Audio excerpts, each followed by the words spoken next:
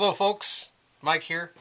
Alright, this is going to be take number 2 of the 1.5 and 2.0 difference video segment. I apologize for the first video. I didn't realize the height and was getting a little too involved and was showing a lot of things that were off the camera, so I apologize. So let's do another one, and we'll show some different views of everything. And I actually picked up some more bolts throughout this last week, so some interesting things. We can show the differences.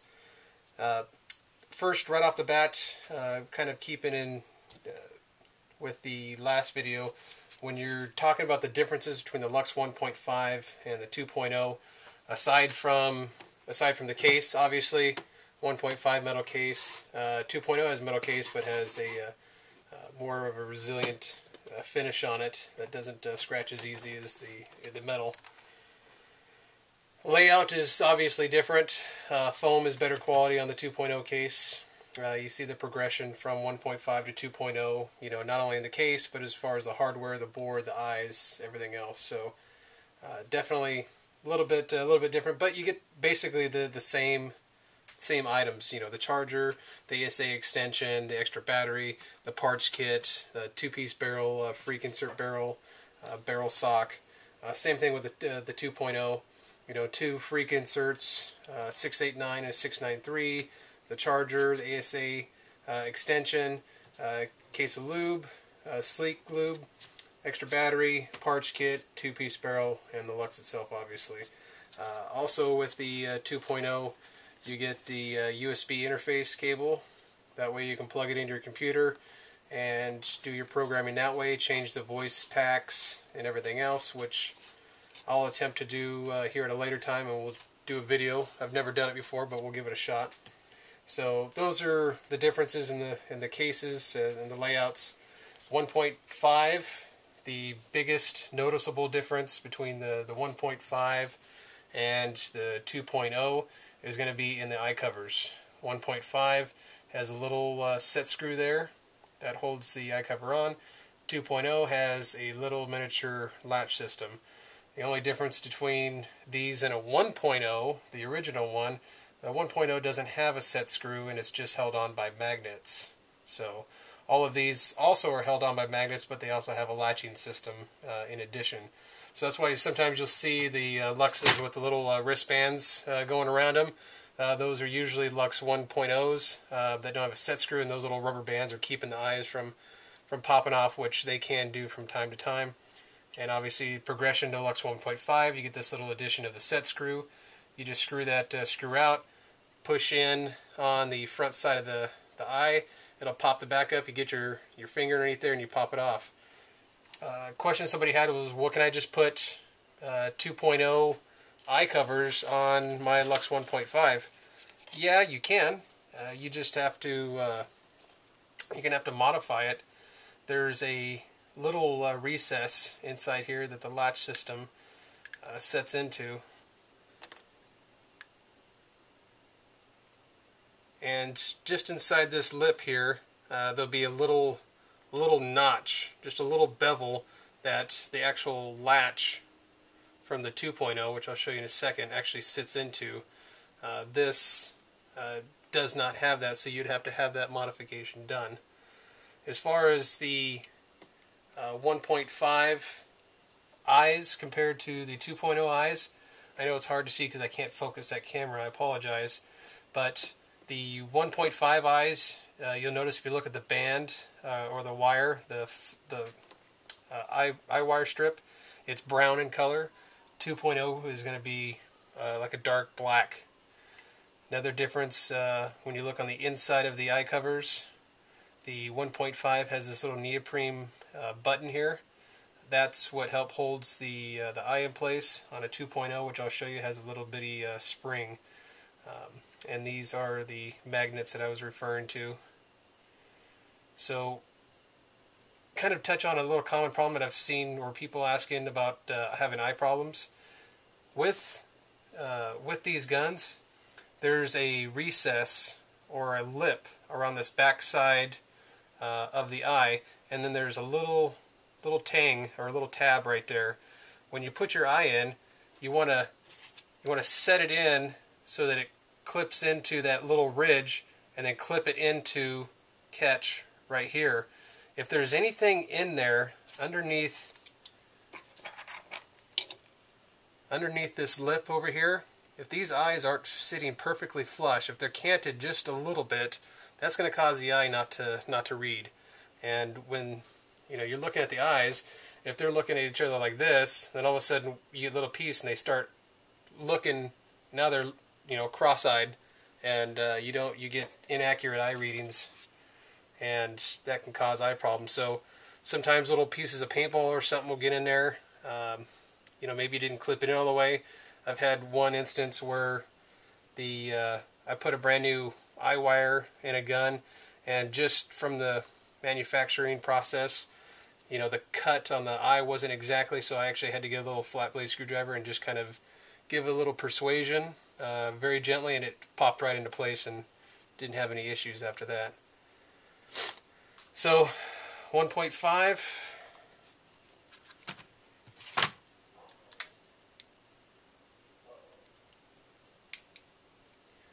2.0, dark eye wire, brown eye wire, 2.0 eyes, 1.5 eyes.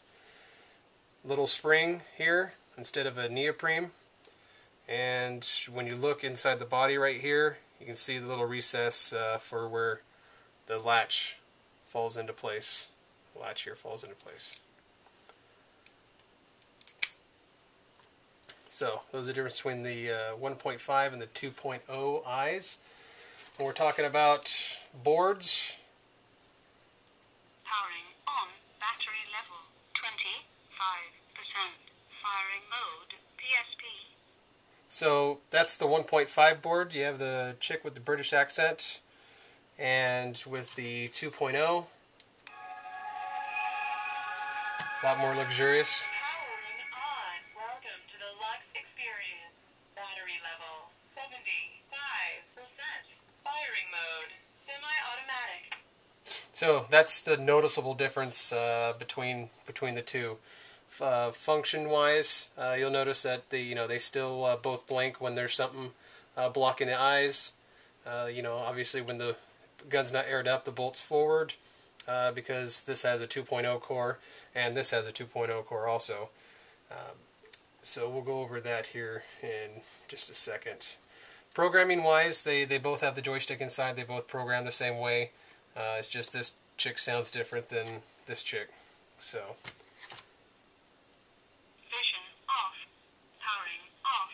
2.0 also has a dark smoke colored backlight. This one's been upgraded. Vision off. Powering off. So when we're talking about engines, 2.0 core versus 1.5 core, this is a 1.5 core. This is not sprung, and what we mean by sprung, this is the spring that's out of a stock DLX bolt, 2.0 bolt, sorry. Inside there, you'll see that there's a screw, and this basically screws on the inside of this barrel, the inside of the bolt there, and provides assistance springing back forward. That helps with first shot drop off, or FSDO as you hear people refer it to. FSDO happens, or first shot drop happens, when you have your gun aired up, the bolt's back, and like this isn't sprung, this just works on air pressure, pushing the bolt back, forward and back to cycle. Now, by not being sprung, the O-rings will set in while it's under pressure, and then when you go to shoot and you pull the trigger, there's not enough air or not enough assistance in the can to do a complete cycle, and you'll get the little, it'll just do a little puff, maybe a half stroke, maybe a half cycle, and then you go to shoot it again, maybe it double feeds, or maybe it shoots fully then, because now the O-rings broke back in and they're not settled into in one spot. The spring in the bolt helps with that.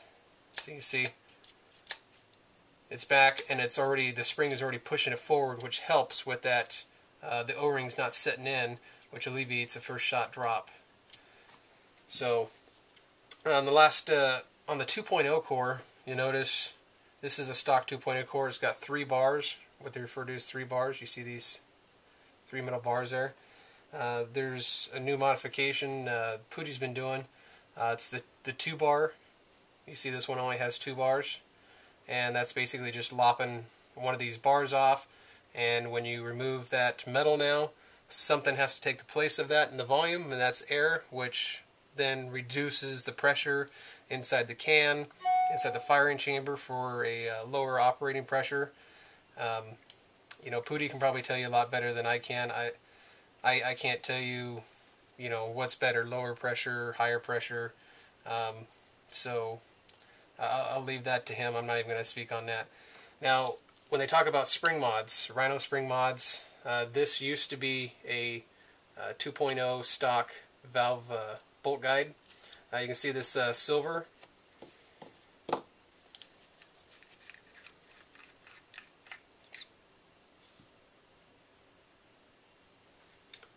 So down there, it actually bumps out. Here, let's use that one. You can see the difference between the two.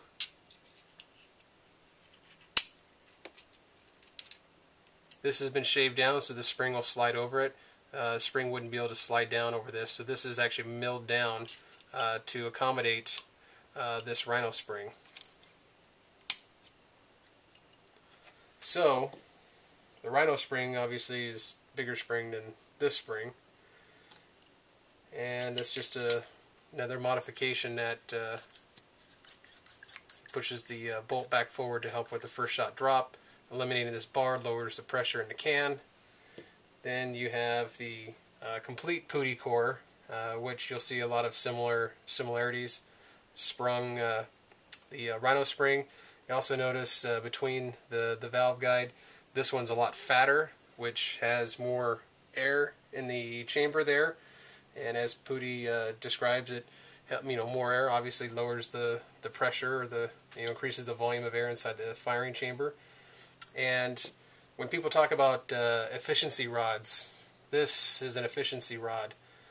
So by placing this inside of the valve guide or the bolt guide, now you have essentially taken away the volume of air that would be replaced by this efficiency rod, and that increases the pressure of the firing chamber in there.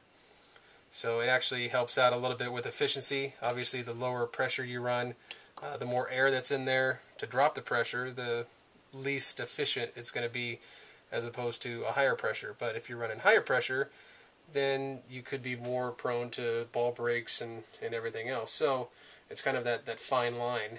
And something else with the Pooty can that's different than the stock 2.0 cores. The Pooty can will screw apart to make it easier to get in there to those O-rings inside. And also you hear the Pooty flat face bolt. This is it. You notice that the bolt is flat as compared to the stock DLX bolt that's kind of concaved, where the ball will be cupped. This is flat, and the purpose behind that is when you talk about ball stack, and according to Pooty in his video, when the ball is in there with a stock bolt, you can rock the gun back and forth and the ball will move around and have some play. But with the flat face bolt, that eliminates that area taken up by that concave, and it keeps the ball in one spot, preventing it from moving around, and in essence makes the ball stack straighter, so that you don't run into clipping or chopping problems. So when people are talking about flat face bolts and stock bolts and sprung bolts and everything else, that's what you have is these right here. Going over real quick, difference in regular anodizing and pearl anodizing.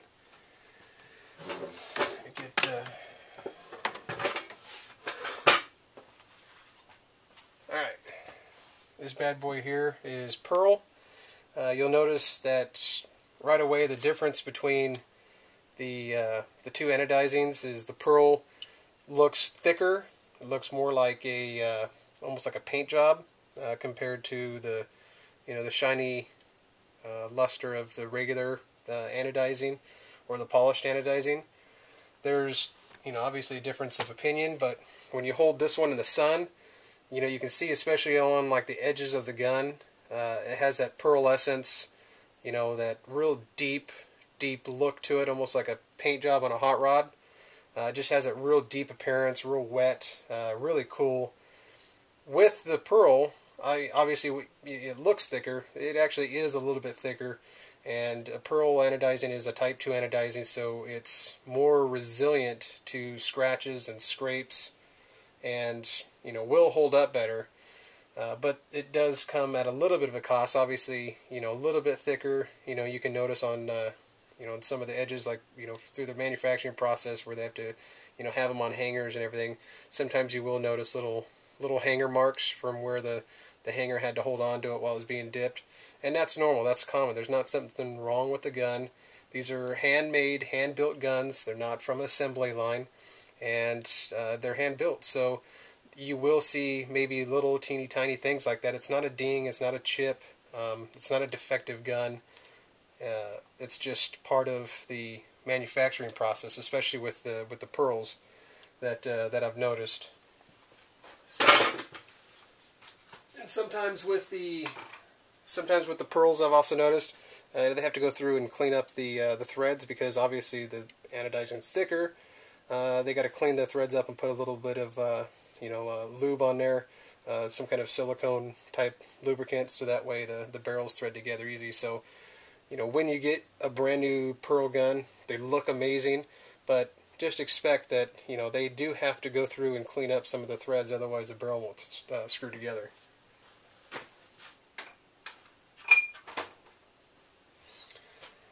So, in recap, I mean, those are the big differences between the Luxe 1.5 and the 2.0.